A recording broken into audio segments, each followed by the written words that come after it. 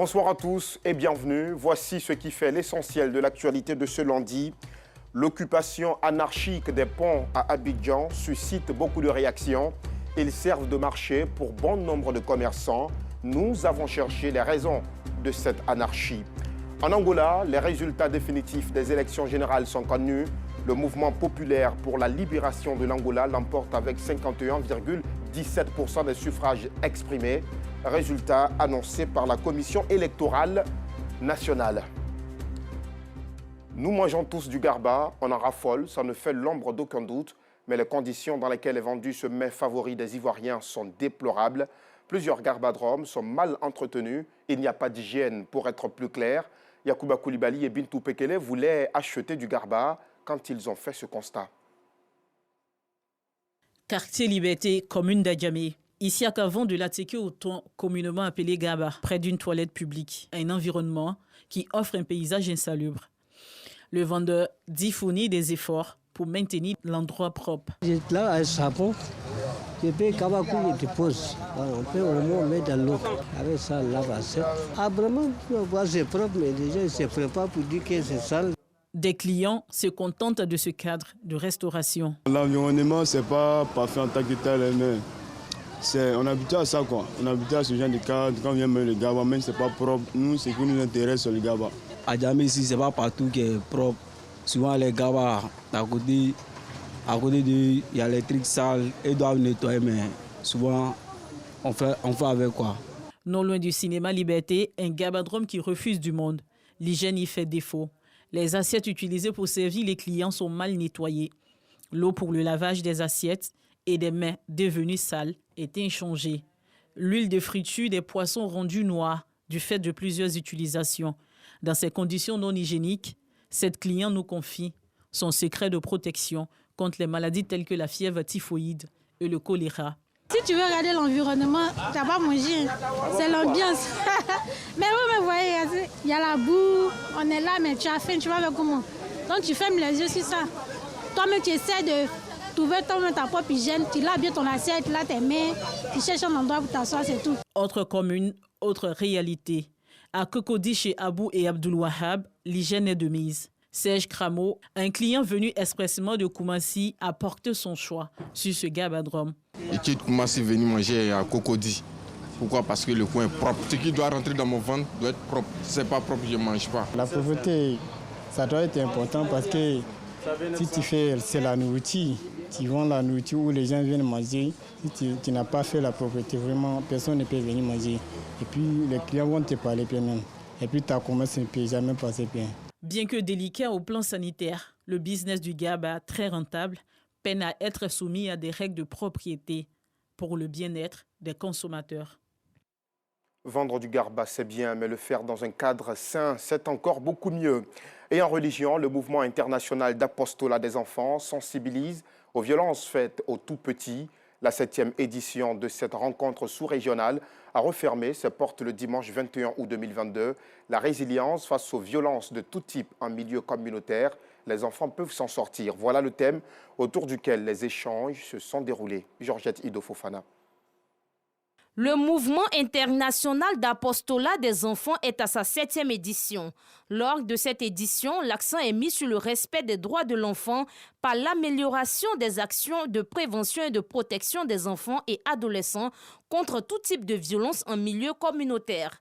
Par ailleurs, le MIDAD œuvre pour la formation des participants en vue de booster la créativité des enfants. Le mouvement des cœurs vaillants et âmes vaillantes est un mouvement d'action catholique qui doit prendre et tenir compte des enfants dans la prise de décision. Donc voici une expérience que nous avons pu voir et cela aussi nous montre qu'à chaque moment, nous devons amener les enfants, parce que je peux dire que c'est une première du genre, d'avoir une rencontre sous-régionale avec des enfants à l'appui.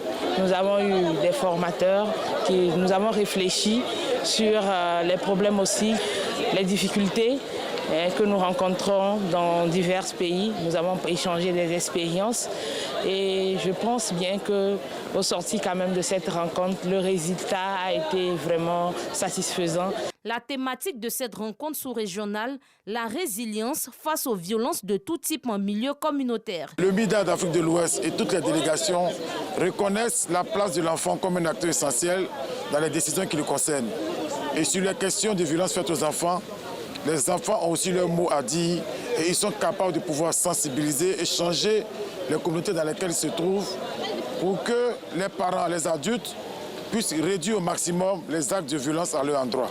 Et le thème là nous a aidé, nous a encadré, il nous a donné comment on peut aider les enfants, les mécanismes qu'on peut utiliser pour aider les enfants à se défendre de cette violence. Le MIDAD est un mouvement catholique d'évangélisation et d'éducation qui œuvre pour la croissance humaine et chrétienne des enfants. Il intervient dans plus de 40 pays. On ne passe plus sur un pont à Abidjan sans y rencontrer des commerçants, à l'exception peut-être du pont Henri Konan Bédié, communément appelé le 3e pont. Les vendeurs y sont installés de façon anarchique et vendent des articles de tout type. Les piétons n'arrivent d'ailleurs que difficilement à circuler sur ces ponts. Regardez ce constat fait par Joël Gosset et Gilles Tonien. On se croirait à une foire sur ce pont au quartier Liberté dans la commune d'Adjamé. Les marchandises sont étalées à même le sol. Difficile pour les piétons de se frayer un chemin dans ce désordre. Présents le long du pont, ces commerçants flirtent au quotidien avec la mort et ne semblent pas prendre conscience du danger qui les guette ici. Karamoko Mohamed, chauffeur de minicar depuis bientôt 20 ans, a fini par s'y faire lui aussi. Ils arrangent presque toute la population. Pour ceux qui descendent dans les véhicules comme ça, il y en a beaucoup qui vont pour des achats. Et beaucoup ne connaissent pas où le marché, le grand marché, ou bien où se trouvent les endroits où il faut payer leurs besoins. Ok, en bordure de route, en regardant, tu peux avoir peut-être accès à ce que tu t'en vas chercher au marché, ça y est tout près. Ce vendeur de chapeaux, bien que conscient du danger auquel il s'expose depuis 1 an sur ce pont, justifie sa présence en ce lieu. Les gens de la salubrité, bon, c'est ça que nous faisons. Mais on sait qu'ils ont raison, parce que ce n'est pas un lieu de vente ici, mais comme on s'est débrouillé là, ils ont raison et la vérité même. Selon certains vendeurs, ils se retrouvent là faute de place dans les marchés. La jeunesse d'aujourd'hui, il n'y a pas trop les moyens pour aller loin, mais on se débrouille quand même ici pour faire les activités qu'on peut faire. La présence de ces commerçants sur ce pont fait l'affaire de certains piétons. Généralement, j'achète des articles comme ça quand je marche, je vois au bord, j'achète. Voilà, parce que personnellement, je n'aime pas aller au black. Voilà, je ne trouve pas le site un peu sécurisé pour moi, donc je ne vais pas là-bas. Soit j'achète mes articles en ligne, ou bien quand je marche comme ça, je les prends. La présence d'un enfant aux côtés de sa mère à proximité des voitures nous interpelle. Je suis obligée de venir vendre. Elle paye à personne pour la regarder. Ma famille au village, son papa à Bobo, il vit seul, ses parents. Je n'ai pas de garçon à côté de moi pour m'occuper d'elle. Donc, c'est moi ceux qui m'occupent de mon enfant. Sous le pont, il y a aussi des commerçants. Ils s'en remettent à la providence. Ici, c'est l'étape de ma maman. Souvent, les voitures, là, ça fait bruit. Comme dans l'euro, même tu entends, ça fait bruit. On a peur, on n'a pas de place, on ne sait pas où on va. Autre pont, autre réalité. Ce pont piéton reliant Williamsville à un autre quartier de la commune d'Adjamé n'échappe pas à l'assaut des commerçants et mendiants. Quand on passe vraiment, bon, ça nous gêne. Souvent, en passant même avec des colis à main, en trouve que les vendeurs sont là, bon, il faut qu'ils se déplacent, bon, ça va tous les problèmes passés. Le plus surprenant, c'est que ces personnes pensent maîtriser la situation. J'ai pas les moyens, raison pour laquelle je me retrouve à faire la mendicité. C'est parce que mon mari n'a pas assez de moyens. Lorsque mes enfants vont sur la route, je les ramène vers moi. Pendant combien de temps encore ces personnes qui occupent ces ponts devront-elles bénéficier de la protection de la Providence? Que font les autorités pour mettre fin à cette situation avant que le pire ne se produise? On le sait tous pourtant, mieux vaut prévenir que guérir. Bien sûr, Joël Gosset, et c'est la devise des hommes. Nous vous le disions en titre, en Angola, les résultats définitifs des élections générales sont connus. Le mouvement populaire pour la libération de l'Angola l'emporte avec 51,17% des suffrages exprimés contre 43,95% pour le premier parti d'opposition, l'Union nationale pour l'indépendance totale de l'Angola. L'annonce des résultats a été faite ce lundi par la Commission électorale nationale. C'était lors d'une conférence de presse. Et sur l'île de Madagascar, une fusillade a fait ce matin 14 morts et 28 blessés à Ikongo, au sud-est du pays.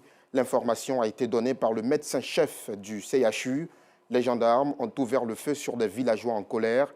Ils réclamaient la tête de 4 suspects arrêtés par la gendarmerie et impliqués dans le kidnapping d'un enfant albinos survenu une semaine plus tôt. La perte des valeurs, la dépravation de nos mœurs, les reculs culturels étaient au cœur d'une journée. La jeunesse diocésaine de l'église Saint-Laurent de Yopougon a sensibilisé les jeunes aux nobles valeurs. Il leur est demandé de s'attacher aux us et coutumes et à ne pas oublier les règles de morale et de bonne conduite, comme nous le montrent Yacouba Koulibaly et Clément Boko. Chorégraphie religieuse, concours biblique, concours Miss Vierge, concours de rap, slam.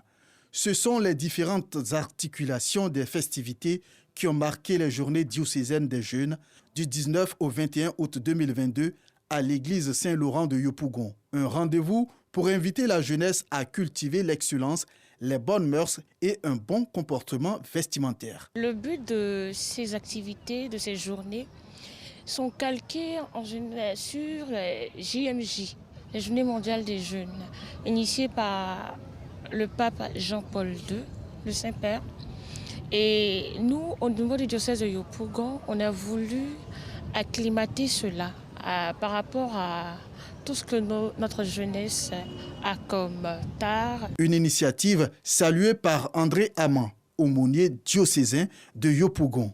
C'est une manière d'amener notre jeune à la responsabilité quant à leur vie sexuelle, leur manière de se conduire, promouvoir ce qu'il y a de valeur dans nos cultures. Après la phase compétitive, des lauréats expriment leur satisfaction. J'aimerais demander à mes jeunes amis de garder leur virginité jusqu'au mariage parce que c'est le but. Je suis très heureuse parce qu'il y a plusieurs personnes qui sont venues me soutenir et c'est ce qui compte pour moi. Et je remercie aussi la Vierge Marie. Nous sommes dans la joie parce que là, vraiment, cette fête a été préparée de longue haleine depuis plus de 6 mois. Et déjà, je voudrais dire merci du fond du cœur au clergé.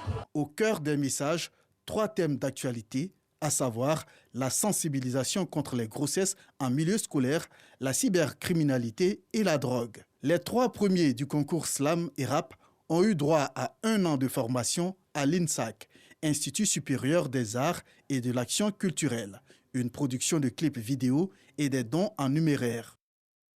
C'est lundi et c'est jour de sport sur RTU2 pour décrypter tout ce qu'il y a eu de beau ou de moins beau dans l'actualité sportive. Salif Ouattara est avec nous. Bonsoir Salif. Bonsoir Alassane. Heureux d'être qualifié pour la Coupe du Monde de basketball. Vraiment heureux, moi aussi je suis vraiment heureux. Ah voilà, donc c'est toute la Côte d'Ivoire qui est contente, mais il n'y a pas eu que le basketball ce week-end, il y a eu aussi du football. Voyons tout cela en images avec Jean-Sylvain Russo et on décrypte tout juste après. L'équipe de Côte d'Ivoire de basketball sera bel et bien du rendez-vous du Mondial 2023. Opposés au Cap-Vert, les éléphants valident leur ticket pour la Coupe du Monde suite à leur 3e victoire en autant de sorties. Une qualification acquise avec la manière, d'autant plus que les pachydermes dominent de bout en bout les différents cartons. Grâce à ce 9e succès durant la Côte d'Ivoire réalise un sans faute et devient la première nation africaine qualifiée sans avoir joué la 5e fenêtre pour le Mondial 2023 co-organisé par le Japon, l'Indonésie et les Philippines. Après l'effort, joueurs et partenaires de la Fédération de basketball se sont retrouvés au lendemain de la qualification pour la Coupe du Monde. Objectif, partager des moments de joie et surtout, remercier les basketteurs pour leur sans faute lors de ces 4 fenêtres. Moi j'ai fait 2 fenêtres à Abidjan. La première était bien, mais la deuxième encore.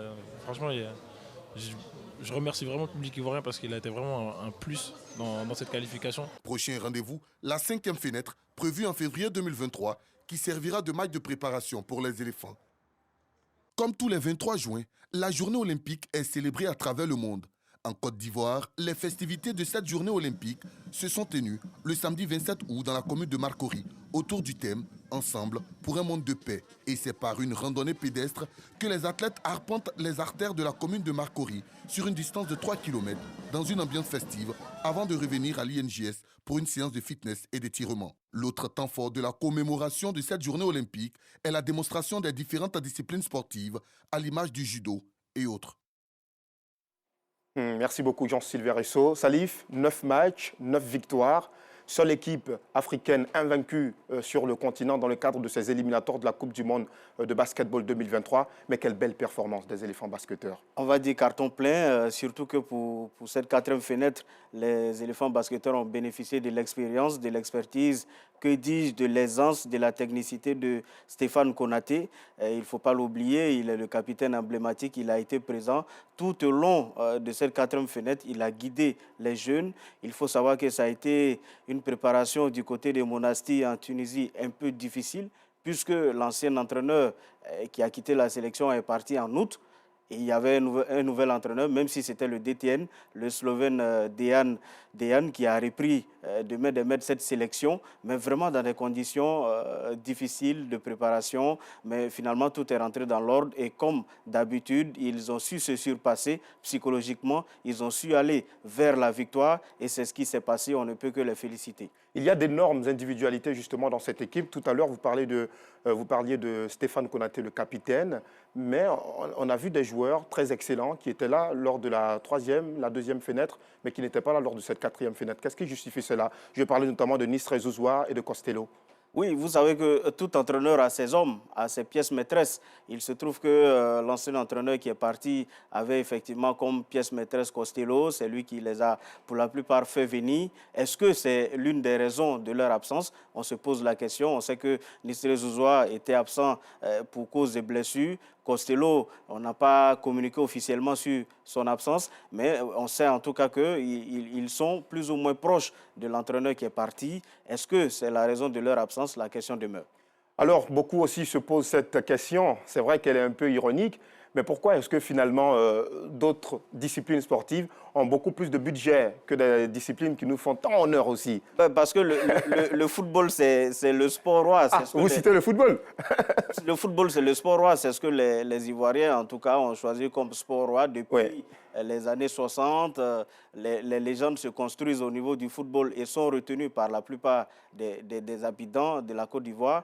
Donc, peut-être qu'il va falloir remodeler ce système-là et faire comprendre qu'effectivement, il y a d'autres disciplines qui sont très importantes. Je prends le cas du basketball. On a une génération qui n'est peut-être pas forcément dorée, mais qui s'approche de l'or et qui montre vraiment qu'elle a une certaine capacité, une certaine aisance. Il faut donc soutenir cette génération-là aussi, qui est en train de monter crescendo. Vous avez remarqué, ils ont fini vice-champion d'Afrique en 2021 à Kigali. Là, ils sont en train de se préparer pour un mondial et je vous assure qu'ils ont dans le viseur, on a entendu le président Mama Koulibaly de la Fédération ivoirienne de basketball, ils ont dans le viseur les Jeux olympiques, ce qui n'a jamais été le cas pour le basketball ivoirien. Est-ce qu'ils vont atteindre ce cap? Déjà, ça passe par les éliminatoires de l'Afro-Basket 2023, mais déjà, ils sont de plein pied là-dedans, ils sont ambitieux, il faut les soutenir. Ils ont les moyens d'y arriver, de nous envoyer par exemple cette Coupe du Monde tant attendue? Rien ne peut les arrêter, vous les avez vus. Quand ils sont là, au Palais des Sports, vous voyez des gens qui transcendent, qui veulent vraiment aller au bout. Rien ne peut les arrêter. S'ils ont les moyens, ils iront. En football, les éléphants footballeurs locaux ont fait match nul avec les locaux du Burkina Faso à Yamoussoukro dans le cadre des éliminatoires du championnat d'Afrique des Nations. Qu'est-ce qui bloque encore? Ce qui bloque, on a surpris l'entraîneur en plein entraînement à Kwedo qui disait aux garçons qu'il faut mettre beaucoup plus de technicité, il faut mettre de l'efficacité, il faut aller vite parce qu'il connaît l'adversaire burkinabé. Mais j'ai un petit pincement au cœur parce que j'ai vu une sélection locale qui est constituée pratiquement 80% des joueurs de la SEC Mimosa. C'est une domination, même s'ils sont la SEC championne de Côte d'Ivoire de cette saison. Et je pense qu'il y a des ressources aussi dans les autres clubs. Je pense qu'il fallait aussi exploiter ces différentes ressources-là. Je ne dis pas que c'est ça qui a manqué, mais ça participe aussi à l'émulation. Il faut ajouter les autres clubs à cette saine émulation. Très bien. Ce samedi a été célébrée la journée internationale olympique en Côte d'Ivoire. Comment se portent les sports olympiques du pays? Les sports olympiques du pays, on a pu le découvrir, se portent plutôt bien. Il y a vraiment de l'attraction avec un nivellement au niveau des générations. Il y a beaucoup plus de jeunes athlètes qui sont venus dans ces disciplines-là.